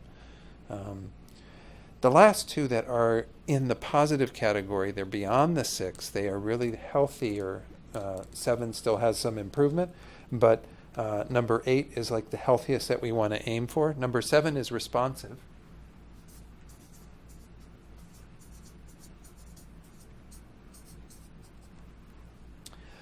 The description here is that the person not only hears what you said, but also inquires further so that you can elaborate. He or she asks questions that demonstrate interest. So again, this is when we've felt that the person is doing a better job than normal. They're not just hearing us and, validating at that level. They're encouraging us to explore it further. They're wanting to be with us in the midst of what we are conveying to them, to really help us to explore our feelings around that, whatever is going on for us. Again, they're not always going to have the wisdom to know what it is that needs to be said to fix it, and that's not always the job we should have as a listener. In fact, it's probably the job we should set to the side unless we're really called upon to do that. If the person is coming to us simply to hear, to be heard, to have us engage with them at that level, then our wanting to fix it is our own agenda. It's not why they came to us. They didn't come to us to have it fixed. And if they ask us to fix it, then we can take on that role. But frequently we kind of aren't able to be with others unless we feel like we've got that task to do. Here we're just going to be responsive. We're just going to keep asking questions and encouraging investigation. And we'll talk a bit about what are really skillful questions to ask. There are some that are not very skillful at all because they don't move things forward. They can actually become blocks to moving forward. But the last one is described as resonant. I like this word, resonant.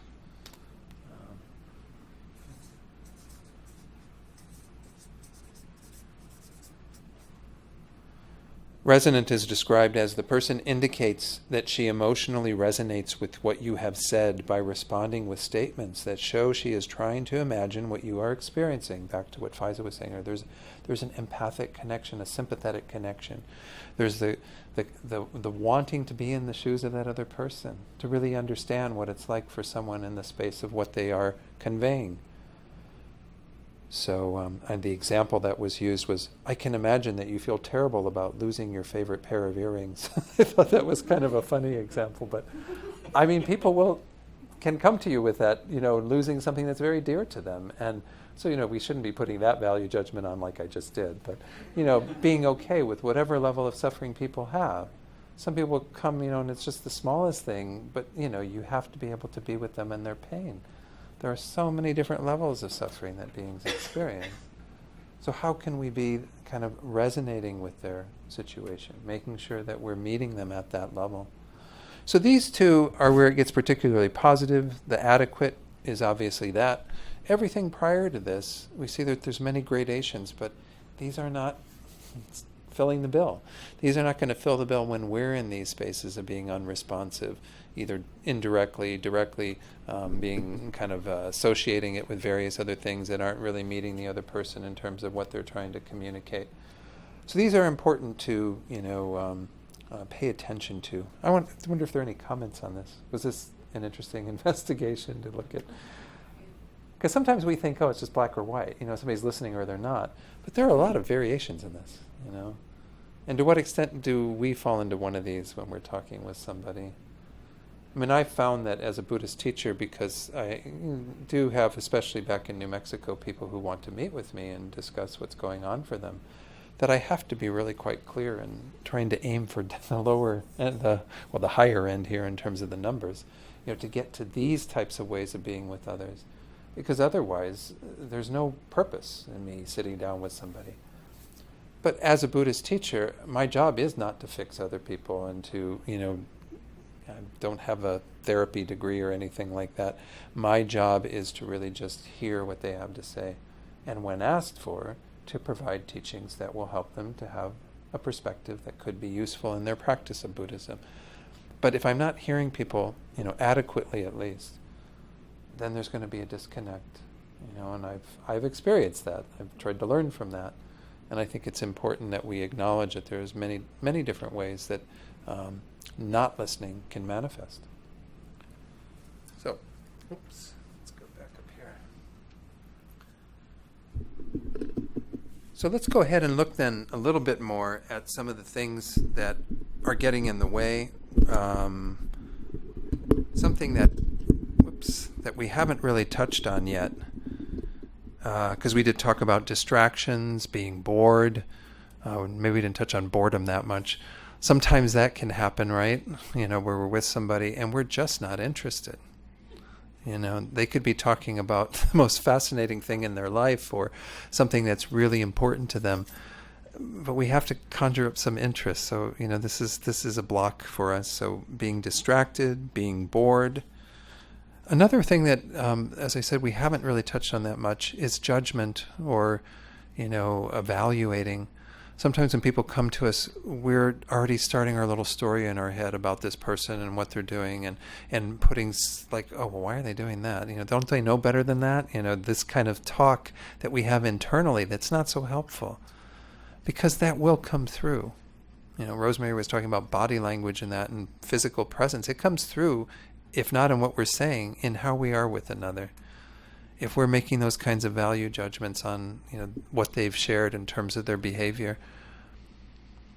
This is one thing that's kind of interesting in the prison system. I do some prison volunteer work, and they often say not to ask the guys why they're in the prison, because there's a tendency to make those kinds of value judgments that if you hear, for example, that somebody has molested children and that's why they've been convicted and sentenced, that you might have all these value judgments on that person.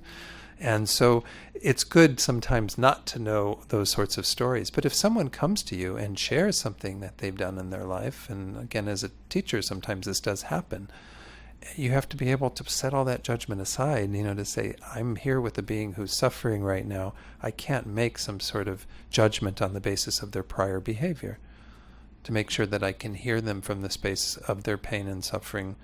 So it's important to kind of, as much as possible, remove all those prejudices, other thoughts that block our connection with others. I mentioned earlier problem solving, feeling the need to quite impersonally and mechanically figure out their problem and fix it for them, especially when it does become impersonal.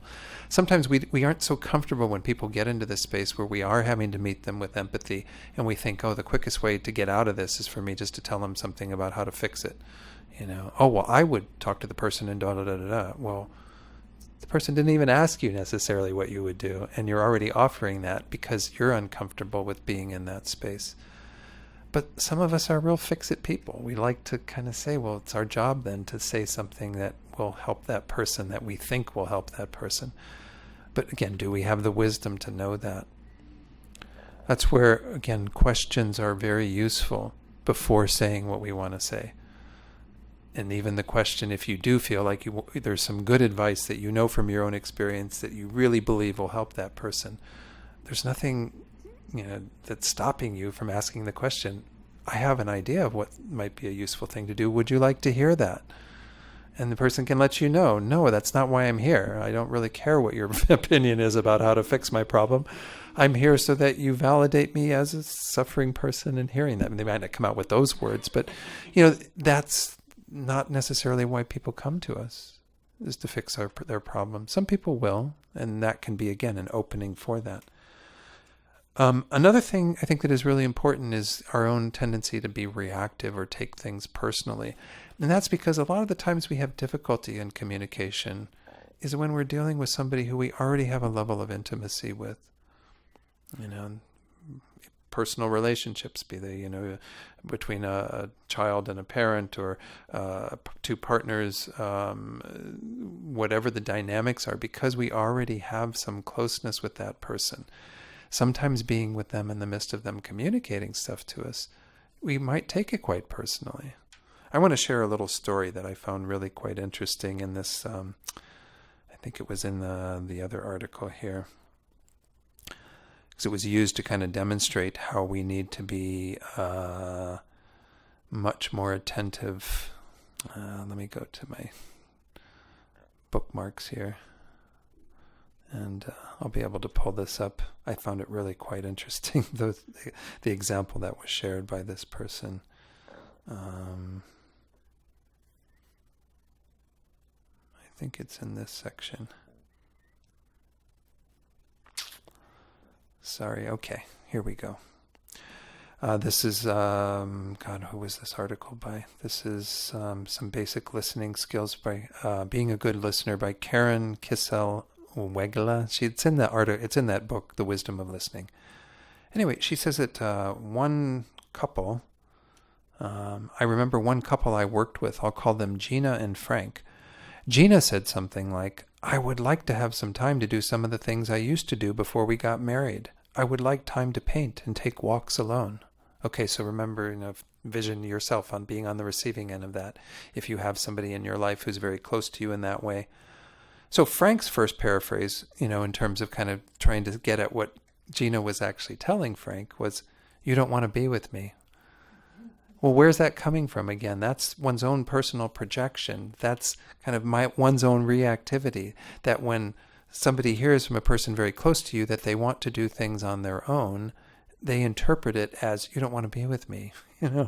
It's coming from that place of our own individual stuff. And Gina says, no, I want some time to do things alone, do some things alone. And then, he tries again, you want to be alone, you're tired of me. Well, Number one? Yeah. Unresponsive? Yeah, I think it is, but it's the idea here is that there's really a reinterpretation of what somebody's saying in terms of, because of the proximity, because this is kind of what we're getting at in this idea, is that we take things personally if there's already a very personal relationship there, and we tend to see them through the lens of our own kind of perspective, our way of looking at it and saying, oh, well then if this person's saying they want to be alone, well then, oh, poor me, they mustn't want to be with me anymore. There must be something that I'm doing wrong, and we tend to do that sort of self-crucifixion or something. But that isn't what Gina was saying at all. The author of this article says, clearly, Frank was hearing more than Gina was saying. With another try, he got much closer. And this is speaking to one of the techniques that we encourage using in active listening, which is to paraphrase what somebody has said to you so that you get some clarity about what you're hearing. And it's very important at the level of someone who's very intimate with you, because we can be reinterpreting things very easily. I mean, I do this in my own relationship at home, that I have to be very cautious and attentive to make sure that I'm not hearing it through the lens of some interpretation of what's being said, that I can actually hear what's being said and, again, validate it by my own paraphrasing of it. So then Frank paraphrases one more time. He says, you haven't been doing the things you used to do before we got together. You'd like to have some time alone to do things like paint and go for walks. And so Gina finally agrees that this is what she meant. She wasn't meaning you're a horrible person, I want nothing to do with you. She was meaning, I simply am noticing I don't have the time to do the things alone that I used to like to do, and I would like to have that in my life. No value judgment on Frank or on that other person, but we often hear things in terms of what it means for us personally to have somebody saying these things to us. So we'll get back to this technique of paraphrasing, because it's a really important way to make sure that our listening is on target, that we're actually hearing things. So these are some of the things I think that are operating in this scale, especially in the deficient side of it, that aren't allowing us to really hear others genuinely, to have kind of our heart engaged, as well as our head, as well as our wisdom. So if we look at the ones that are at the bottom of the list, obviously we see that there's a need for more presence. There's a need for more ability to kind of come from that place of being with somebody genuinely. And then, as I said, the very first step that we see in active listening is to be able to pay attention. This is why I would say one of the biggest sort of fixes for ourselves in terms of our listening abilities is our meditation practice. Meditation allows us to slow our minds down. Initially when we start meditation, it feels like everything speeds up, like we're being bombarded by all of this crazy circus that's going on in our heads. But over time, that does still. Over time, we get to a place where we can be present with whatever's going on and have more mindfulness, more awareness, more attentiveness. Because this is really the foundation for our communications with others, whether we're speaking to them or whether we're listening or doing both in an interchange, is that we have to be able to pay attention to the other person, not be distracted in our own minds. Maybe we've shut off the phones and all the other gadgets and there's nothing that physically will draw us away. But we have our minds still. We have the tendency for our minds to not stay focused. So this is an important thing to acknowledge, is that our job in meditation of making sure that we can bring the mind to that place of focus. And this is at least one part of our meditation. In Tibetan Buddhism, we frequently talk about two practices of meditation. One, which is where we have that ability to place our minds very single-pointedly on something. And that's what I'm referring to here. The other job is, to analyze things within that space of the mind being more focused and controlled, that we can actually start looking at things. And of course, that's a bit of what we're doing in listening to someone, is that we're not just sitting there from my place of focus and meditation so that I'm focused on every word but not processing what's being said.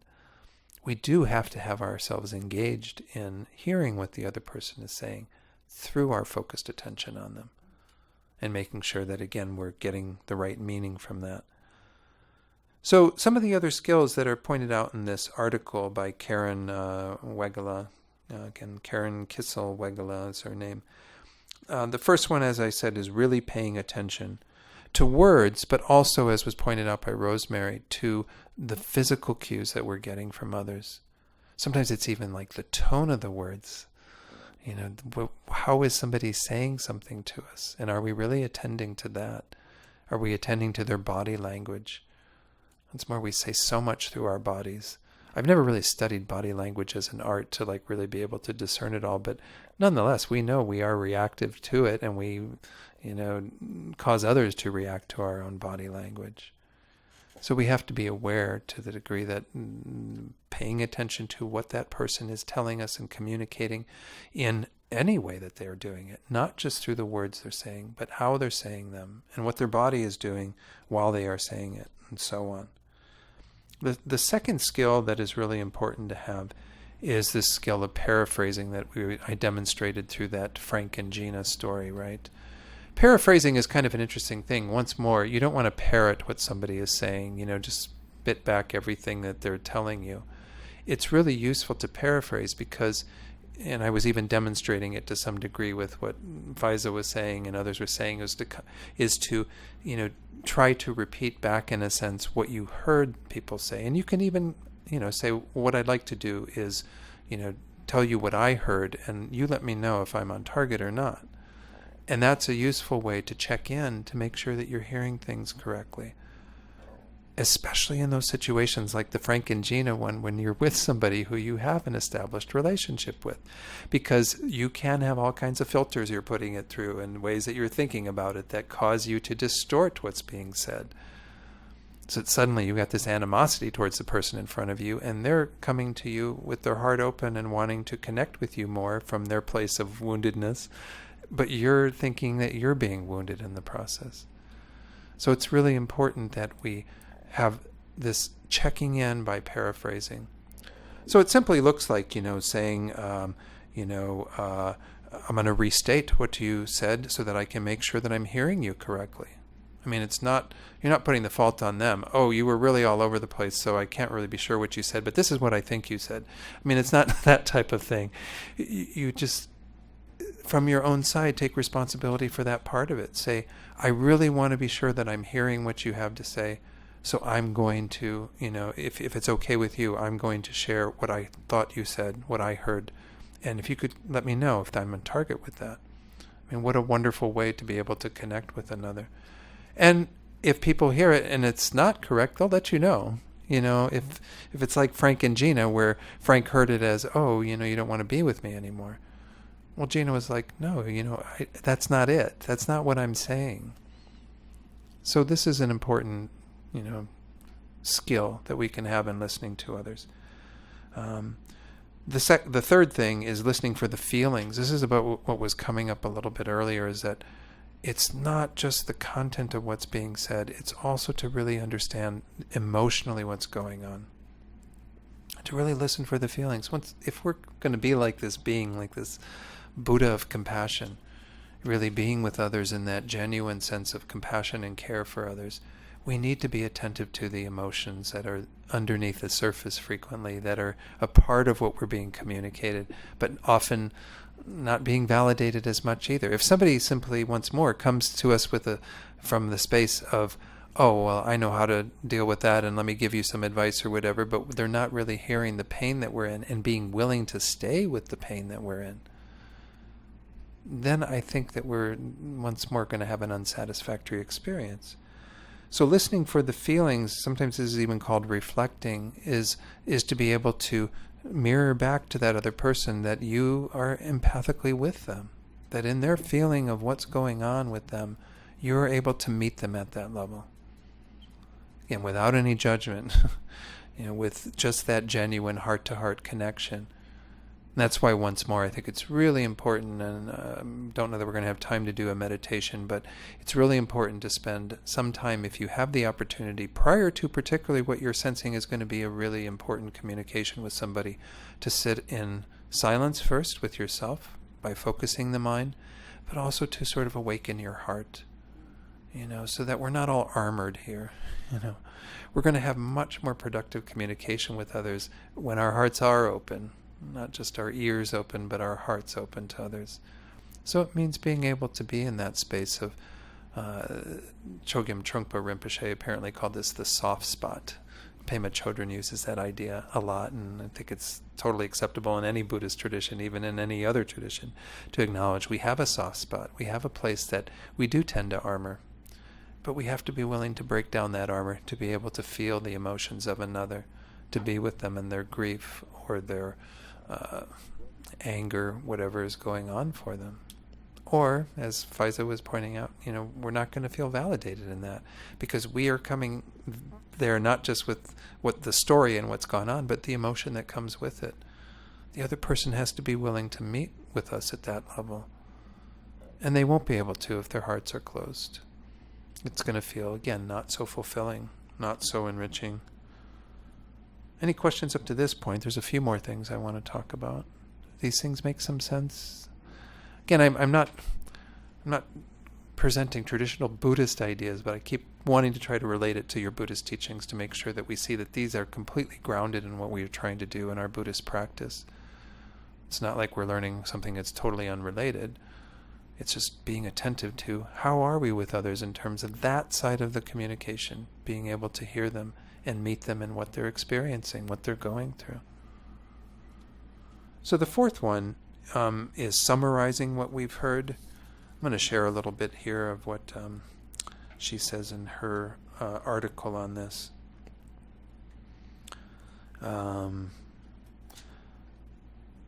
As a listener, we can also help others to focus. A skill we might use here is summarizing what we've heard, because frequently people will kind of like, once they start talking to us, it's like the permission is there and the floodgates are open, and there's just like a whole bunch of stuff that might get shared. And sometimes it's useful for the other person, even, as well as ourselves, to summarize what's been touched upon, so that there's kind of the big picture again. Because it's very easy to get down into the trees and you forget about the forest. Suddenly, you're picking apart all this stuff down here, but you've lost the plot in a sense and need to go back to that summary level. So in this case, she says, we've been listening to Glenn, and he says, you've been talking about the problems you've been having with your boss and also about what's going on with your girlfriend. Now you're starting to talk about your plans for next summer. Would it be helpful to focus on one of those, or is talking about a number of different things helpful right now? This is, again, more therapy language, but the idea is that if somebody is touching on a whole lot of stuff, the floodgates are open, it's helpful to say, well, what I've heard you talk about is the problem you're having with so-and-so and this particular thing going on, and maybe a third thing. It's fine to continue talking about these different topics, but is there one of these that you'd like to focus on, or is there something specifically that you'd like to, share more deeply? And I think it's really helpful she says here, once again, we're not adding our own opinion about what Glenn should choose in this case, or even that he should focus only on one thing. By summarizing, we show him what we've heard and give him a chance to decide what he wants to do next. And admittedly, we don't have all day to spend with everybody. I mean, it'd be nice if that were the case. And I don't think we should put our own time limits on things. But nonetheless, I have sat with some people who simply have a lot to talk about, and it's not always the most productive thing to just keep going from topic to topic and not investigating what is most important at that moment.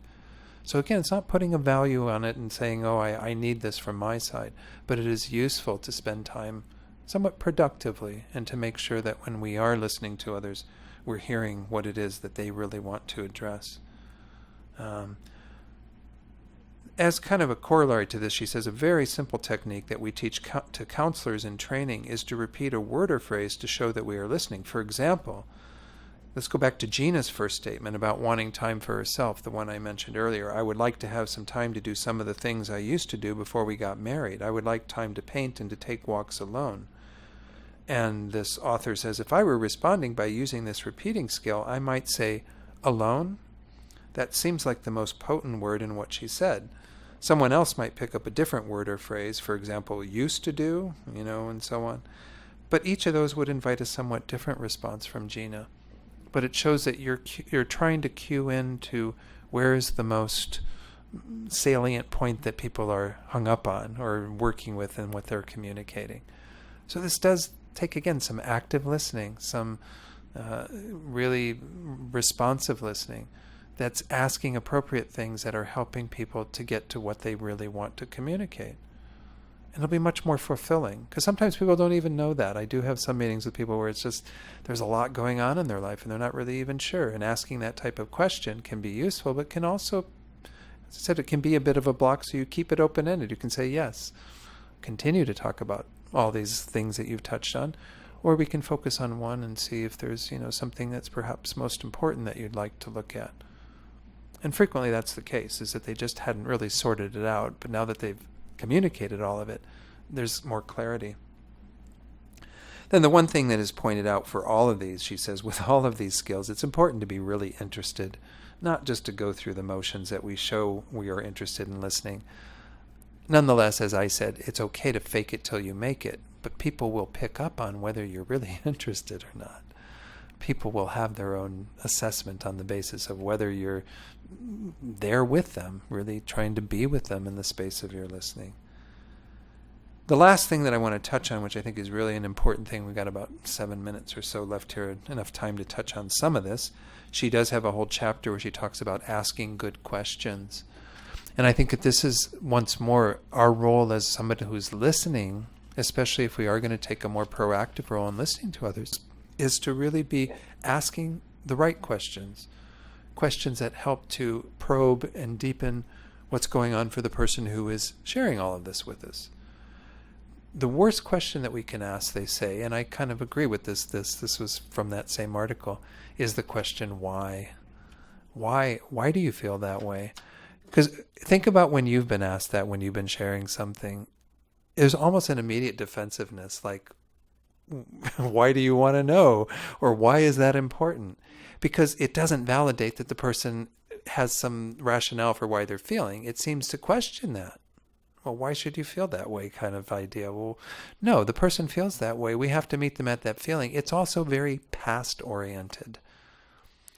Our being with somebody shouldn't be past-oriented, about working on the past and figuring out the past and so on. It should be about the present and the future, about helping people to know what's going on in the moment and to move forward. So they say the questions that we should ask are more, how questions and what questions. Questions that are based on the present in particular, and how we're going to move forward, and not the past.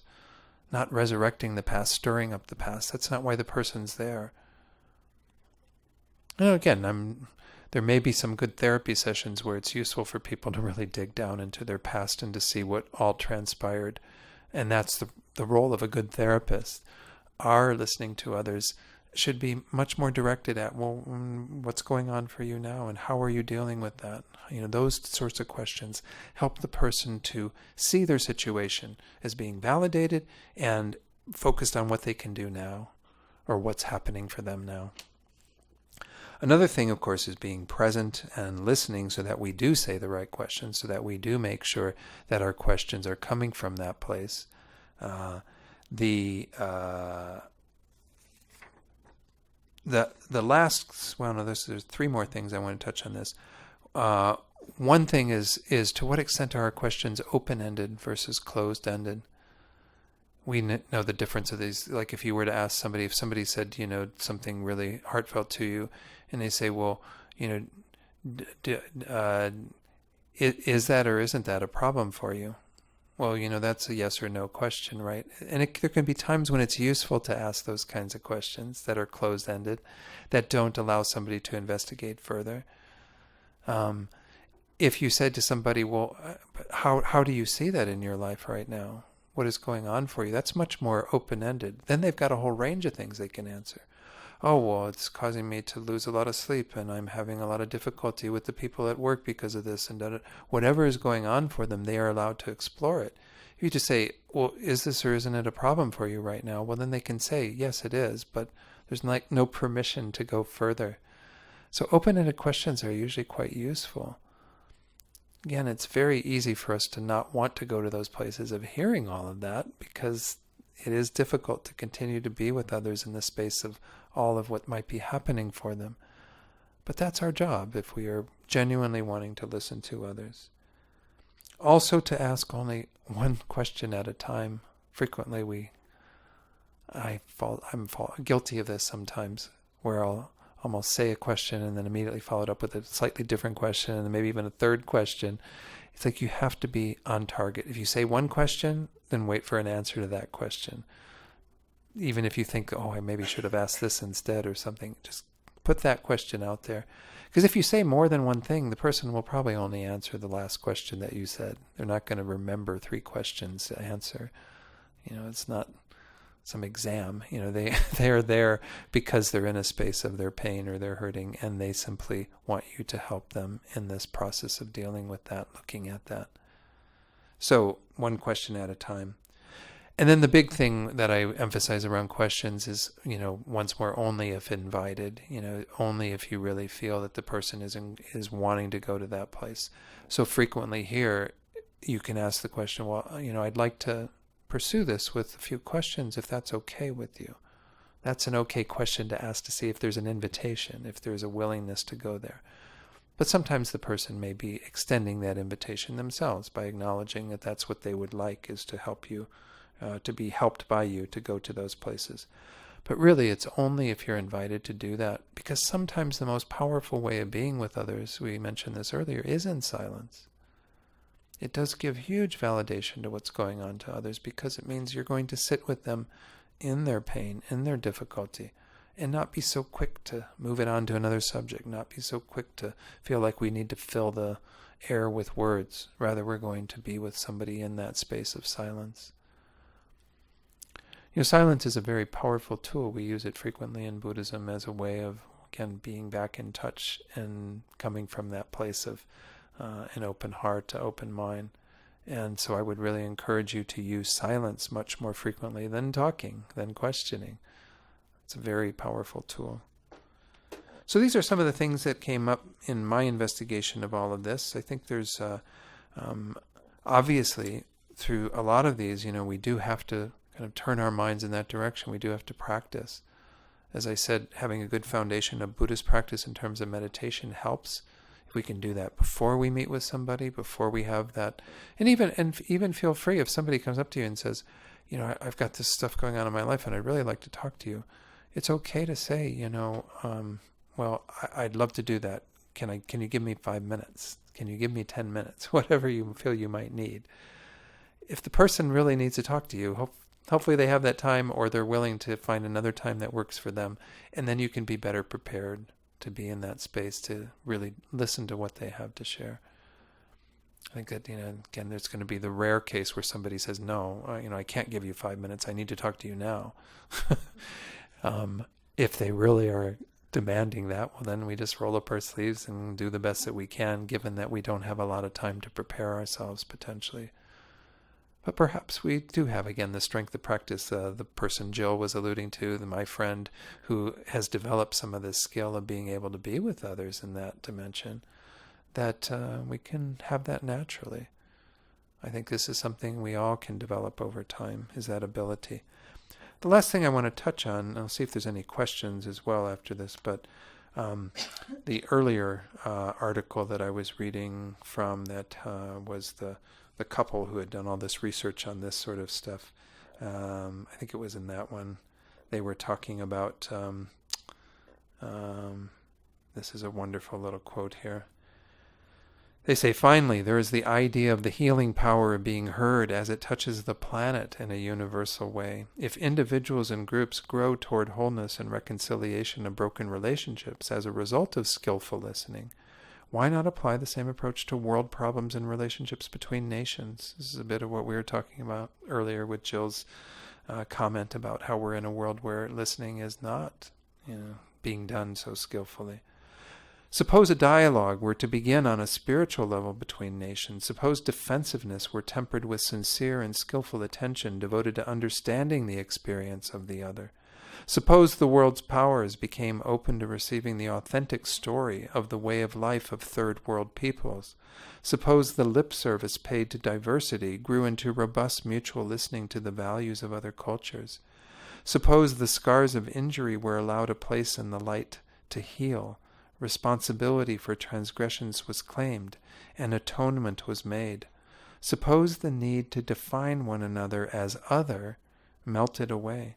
If the world were deeply heard, what potential do you imagine there would be for healing across the globe? Stop now, take a breath, attend to your disquietude, and listen.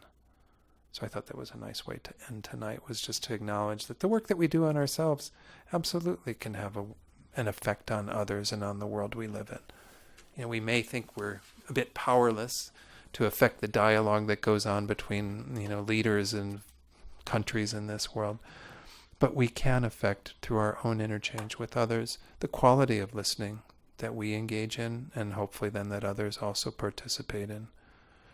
So any questions or comments on what you've heard tonight, or criticisms? I'm open to criticisms all the time. So yes. I just think that Gina and Paul's case was not, like the difficulty in hearing that was not the problem with paraphrasing. Well, it was, but most importantly it was because sometimes listening needs capacity and involves learning things about yourself and your weaknesses, or your needs, or differences in your needs and your partner's needs, or your child's needs, especially in these like close relationships. So I think Gina said that she wants to be alone, like meaning that she said, I don't want to spend all my time with you. So this hits the other person because it's hard to accept that there's no other person sitting here and doesn't want me in all the moments of her life. Right. So I guess it should be followed with the question that why do I need to be wanted all the time? So I think that's what makes hearing that phrase difficult and needs extra work. But if I just paraphrase, I don't think it satisfies my, I don't think it eases me. True.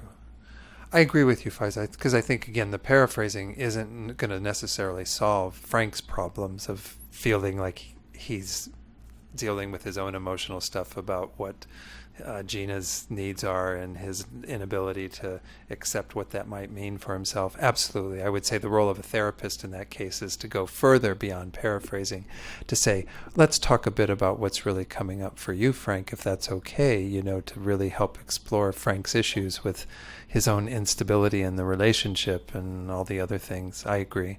I think that there's a lot more to the dynamics than that. I think it was being used in the book, as I understood it, as an example where paraphrasing at least helped to identify if right off the bat there's a misunderstanding or a mishearing of it, where again we're hearing it through the filter of our own feelings. It doesn't immediately address those feelings, but it does help us to identify if we've done that. Yeah, okay, good. Thanks for bringing that up. That's a good clarification, yeah. So, any other comments? So let's just then conclude with holding a few thoughts in line with what I just read from that passage about this being, a healing for the world that we can be involved in. This is the understanding that we have in Buddhism, that everything we do, through our actions, whether it be things that we think, that we say, that we do physically, even in a sense our inactions, our silence, the ways that we can be with others in that space of genuine listening, that these all produce amazing results when we have that good intention, that good heart, that we unite with all of our actions, our desire to help end the suffering that is in this world, to be a part of creating the causes for that. When we have that strong intention, without a doubt, none of this is wasted. Everything will bring forth the fruit that we desire in our own lives as well as in the lives of others. So let's just dedicate, kind of send this positive energy out in that way. I think that the efforts that we put into exploring this topic tonight, through everything we've heard, everything we've said, everything that, the thoughts that we've had on the basis of this, that all of this will bring forth that result of all beings eventually being able to attain freedom from the suffering that they experience and find the true peace that they can attain within. And then lastly, let's dedicate for the good health and long lives of all of our amazing teachers, His Holiness the Dalai Lama, Lama Zopa Rinpoche, our spiritual director of this center and the FPMT, as well as any other teachers that exist in this world that are helping beings to find peace, happiness, to practice good actions, and so on. May we and others always have these guides in our life, these examples of the ability to listen to the suffering of the world and to respond appropriately. Okay. Thank you all so much. I appreciate your listening. It was very nice to have you all engaged in this. And I really want to acknowledge once more how much I appreciate people sharing, from your own personal side. It makes for such richness to what I'm doing here. I hope you have that same experience, so I appreciate it. All right, thanks.